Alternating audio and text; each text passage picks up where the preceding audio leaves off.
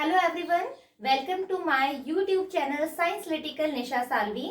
आप सभी का सपोर्ट और प्यार मुझे मिलता जा रहा है, उसके लिए बहुत ही ज्यादा धन्यवाद आप सभी को। तो आज का जो हमारा चर्चा का विषय है या आज का जो हमारा टॉपिक है वो यह है कि जब हम खाना खाते हैं तो क्या हम ब्रीथ करते हैं या हम सांस लेते हैं। ऐसा क्वेश्चन जो आया है वो आप ही लोगों में से किसी एक बच्चे का आया है।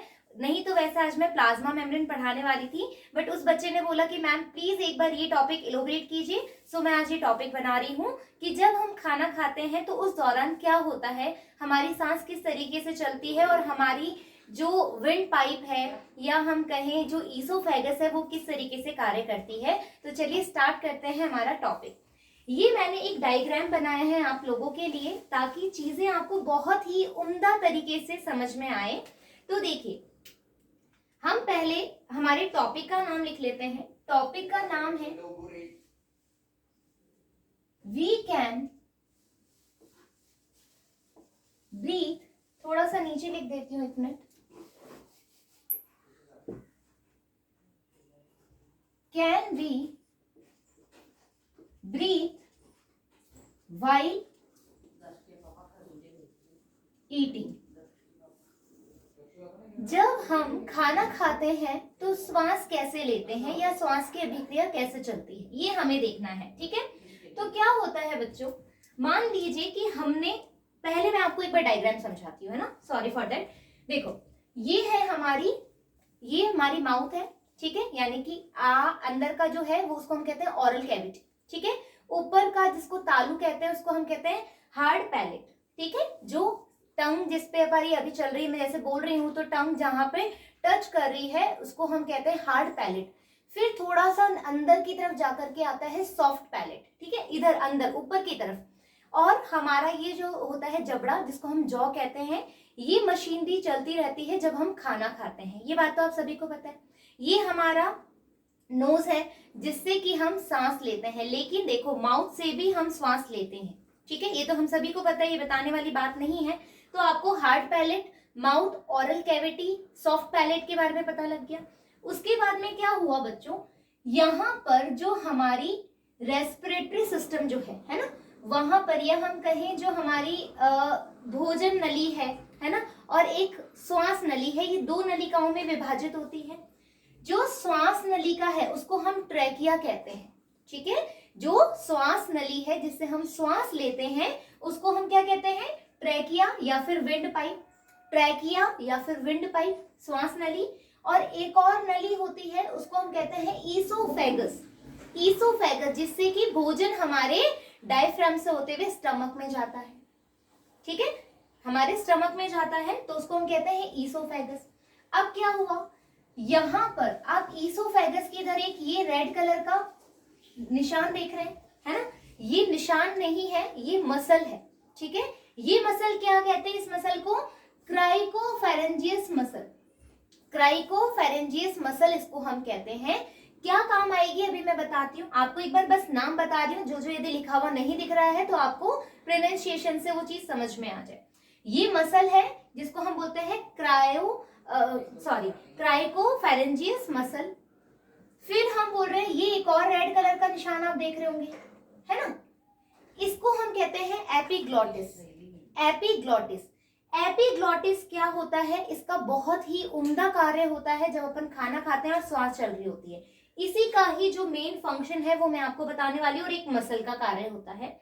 इसके अलावा यहाँ पर आप देखोगे लेरिंग्स। लेरिंग्स क्या होती है, जिसको हम क्या कहते हैं, वॉइस बॉक्स भी कहते हैं। ठीक है, ये जो होता है अपना कंठ स्वर, जहां पर अपन उच्चारण के लिए करते हैं उसको हम कहते हैं लेरिंग्स, यानी कि वॉइस बॉक्स भी कहते हैं। फेरिंग्स, फेरिंग्स क्या होगा, जहां पर नाजल वाली जो नोज वाली जो पाइप जो है आकर के जुड़ रही है और एक माउथ वाली जो पाइप आकर के जुड़ रही है, इस वाले साइड को हम बोलते हैं फेरिंग्स बोलते हैं। क्लियर दैट, ये आ गई समझ में। यहां पर अपना सीनस होता है, और मेरे हिसाब से मैंने और कुछ एक्स्ट्रा नहीं लिखा है। अब हम देखेंगे होता क्या है।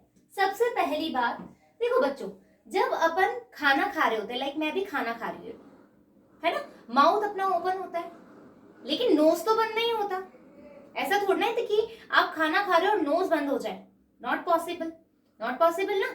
तो यानी कि श्वास की अभिक्रिया तो चल रही है। दैट मीन्स हमारा जो क्वेश्चन था कि खाना खाते वक्त या स्वेलिंग करते वक्त हम क्या श्वास ले सकते हैं, है ना, तो वो चीज हमारी क्लियर हो गई, है ना, हाँ ले सकते हैं।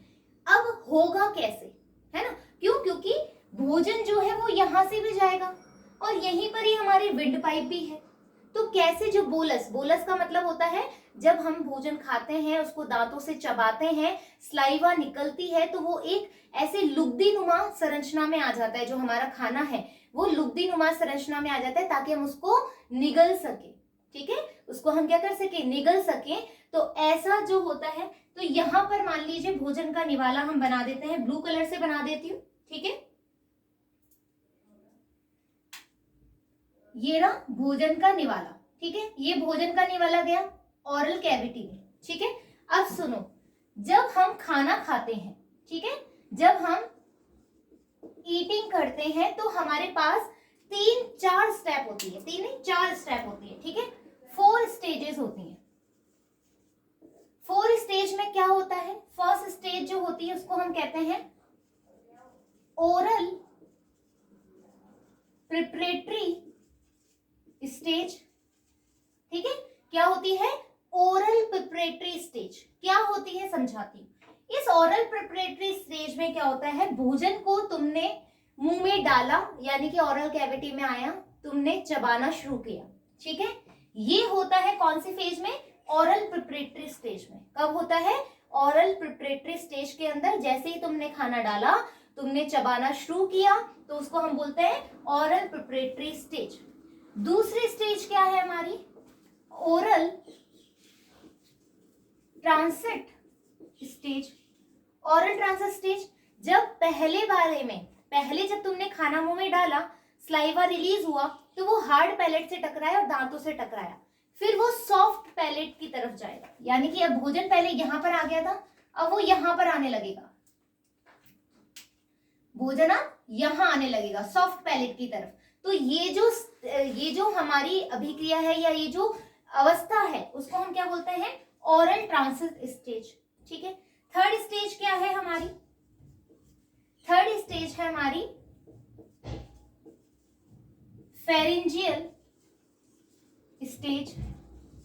फेरेंजियल स्टेज क्यों बोल रहे हैं, देखो फेरिंग्स कहाँ है, यहां पर है, तो यहां पर अब भोजन कहां पर आ गया अपना, भोजन अपना आ गया इस फेरिंग्स में, ये लो, ठीक है, भोजन आ गया फेरिंग्स वाली जगह पे।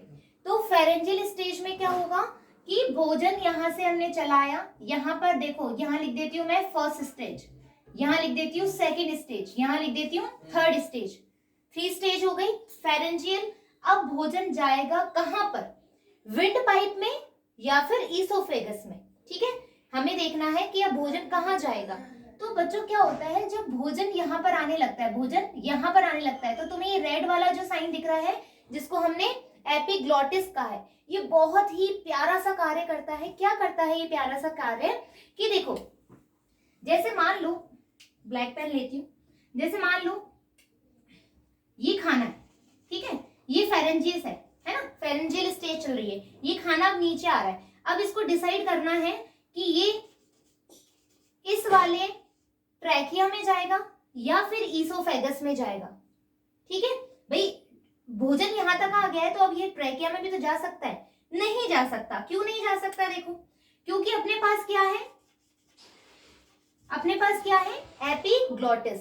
एपिग्लॉटिस क्या होता है, देखो बच्चों, भोजन जब आता है नीचे की तरफ, है ना, तो एपिग्लॉटिस, अब मैं यहां पर बना रही हूं डायग्राम, ये देखो इस तरीके से, ये ऐसे यहां से ये इस तरीके से ओपन हो जाता है, ये लो, पहले ये क्लोज था, पहले ये यूं था, पहले एपिग्लॉटिस ऐसे था, अभी एपिग्लॉटिस इस तरीके से हो गया, तो दैट मीन्स ये जो ट्रैकिया का रास्ता था ये ब्लॉक कर दिया इसने। क्या करा, ट्रैकिया का जो रास्ता था इसने ब्लॉक कर दिया, यानी कि भोजन ट्रैकिया में तो नहीं जाएगा, नहीं जाएगा ना, तो भोजन कहाँ जाएगा, इधर की तरफ जाएगा, किधर, ईसोफेगस में। ईसोफेगस के पास तुम देखोगे कि एक मसल है, इस मसल में कॉन्ट्रैक्शन होता है। पहले क्या होगा, देखो ये क्लोज कैसे होगी, ठीक है, ये क्लोज हो जाएगी जब इधर भोजन जाने लगेगा तो यहाँ पर कॉन्ट्रैक्शन शुरू होगा, ये लो, यहाँ पर कॉन्ट्रैक्शन स्टार्ट होगा, कॉन्ट्रैक्शन की वजह से ये क्लोज हो जाएगी और भोजन कहाँ जाएगा, ईसोफेगस में आ जाएगा।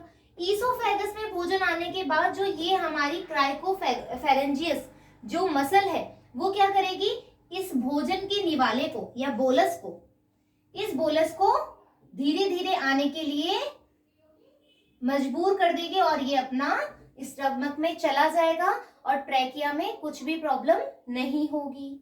यहां तक समझ में आ गया, पक्के से आ गया ना, कि भाई क्या हुआ कि हमने फर्स्ट स्टेज में क्या किया, हमने भोजन को लिया, ओरल कैविटी में डाला, दांतों से चू किया, जबड़े से उसको हिलाया ताकि सलाइवा रिलीज हुआ, पहले हार्ड पैलेट पे टकराया फर्स्ट स्टेज में, जिसको हमने क्या बोला, oral preparatory stage. Second stage में आया जब हमारे सॉफ्ट पैलेट के अंदर गया भोजन, सलाइवा और रिलीज होने लगी और जो हमारा भोजन था वो और ज्यादा सॉफ्टन हो गया, इसको हमने क्या बोला, ओरल ट्रांसिस स्टेज। थर्ड स्टेज आया जब भोजन जो बोलस है वो कहाँ चला गया, फेरेंजियस में चला गया, फेरिंग्स में चला गया, है ना, फेरिंग्स में आ गया। तो फेरिंग्स में जब आएगा अब इसको ये डिसाइड करना है कि ये कहाँ जाएगा, ट्रैकिया में जाएगा या फिर हमारे ईसोफेगस में जाएगा। तो एपिग्लॉटिस जो बहुत ज्यादा एक तरह से गेट कीपर का कार्य करती है कि मुझे इस वाले बोलस को ट्रैकिया में नहीं लाना है, मुझे इसको रोकना है, बहुत ही ईमानदार गेट कीपर है ये हमारी ट्रैकिया की, कि जैसे ही बोलस आएगा तो ये गेट को क्लोज कर देगी, तो ये ट्रैकिया में नहीं जा पाएगा, ये कहाँ जाएगा, अपने ईसोफेगस में जाएगा। ईसोफेगस में जब जाएगा तो ये कॉन्ट्रैक्शन होगा तो ये क्लोज हो जाएगी और यहाँ पर क्या होगा, जो मसल है कौन सी, हमारी क्राइकोफेरेंजियल जो मसल है वो कॉन्ट्रैक्ट होगी और बोलस को नीचे की तरफ लेकर आएगी और नॉर्मल जो है जो हमारा डाइजेशन सिस्टम वर्क करेगा वो प्रॉपर कर लेगा। ये बात हो गई। अब तुम बोलोगे कि ma'am what about the breath, सांस का क्या, ये तो आपने खाने का तरीका बता दिया, अब श्वास का क्या। देखो बच्चों, जब श्वास यहां से जाएगा, ठीक है, जब श्वास यहां से जाएगा तो जब अपन खाना खा रहे होते हैं तो अब आपको पता है ये एपिग्लॉटिस बंद कर देती है तो श्वास यहां से नहीं आएगा। जैसे ही भोजन यहां तक आया ये वापस से अपनी ओरिजिनल स्टेज में आएगी, ये क्या होगी, वापस से, अब भोजन यहाँ चला गया तो ये वापस से अपनी ओरिजिनल स्टेज में आएगी और सांस हमारे अंदर या फिर बाहर इजीली हो जाएगा। आ गई बात समझ में, इजीली सांस ले सकते हैं। अब देखो क्या होगा, कभी कभी हम खाना खाते हैं और हमारे खाना अटक जाता है और हमें खांसी आने लगती है। ऐसा होता है जब हम खाना खाते हैं एकदम से खाना अटकते है तो हमारी मम्मी कहती है अरे क्या कर रहा है, क्या कर रही है भाई, धीरे धीरे खाओ ना खाना चबा चबा करके, कहती है ना, तुम खाने पे ध्यान नहीं देते, तुम मोबाइलों में लगे रहते हो, ऐसा अपनी मम्मा कहती हैं। या तुम कहीं तुम्हारा और ध्यान होता है, खाने पे ध्यान क्यों नहीं देते, पानी पीते वक्त ध्यान क्यों नहीं देते, वो अटक जाता है और हमें खांसी होना शुरू हो जाती है। ऐसी कंडीशन को हम कहते हैं एस्पिरेशन। क्या कहते हैं हम, एस्पिरेशन कहते हैं। एस्पिरेशन से क्या होता है, खाना जो होता है वो ईसोफेगस की जगह थोड़ा सा ट्रैकिया में चल जाता है। क्यों, क्योंकि एपिग्लॉटिस वो क्लोज करना बंद कर देती है, क्लोज करना भूल जाती है, थोड़ा देरी से करती है। तो क्या होता है, ये भोजन थोड़ा सा हमारी ट्रैकिया में आ जाता है। ट्रैकिया में आने की वजह से हमें खांसी होने लगती है, कफिंग स्टार्ट हो जाता है। तो ये कफिंग हमें कोई खराबी नहीं है, कफिंग क्या करती है, नॉर्मल फिक्स करती है उस कंडीशन को कि ये गलत पाइप में चला गया है या रॉन्ग कंडीशन हो गई है। तो इस दौरान हमें क्या करता है, कफिंग आता है ताकि वो नॉर्मलाइज कर दे, हाँ या ना, और हम थोड़ा सा पानी पी लेते हैं, नॉर्मलाइज हो जाती है। आई बात समझ में। तो आज हमने एस्पिरेशन के बारे में पढ़ा है ना, आज हमने ये देखा कि हम खाना खाते हैं तो किस तरीके से हमारा रेस्पिरेटरी सिस्टम, डाइजेस्टिव सिस्टम को हेल्प करता है। इसके अलावा हमने देखा कौन सी 4 स्टेज, ये हमारी 4th स्टेज होगी। कौन सी 4 स्टेज होती है जब अपन ईटिंग करते हैं, वाइल बी ईटिंग, है ना, कौन सी होती है, oral preparatory stage, oral transit stage, pharyngeal stage और लास्ट वन इज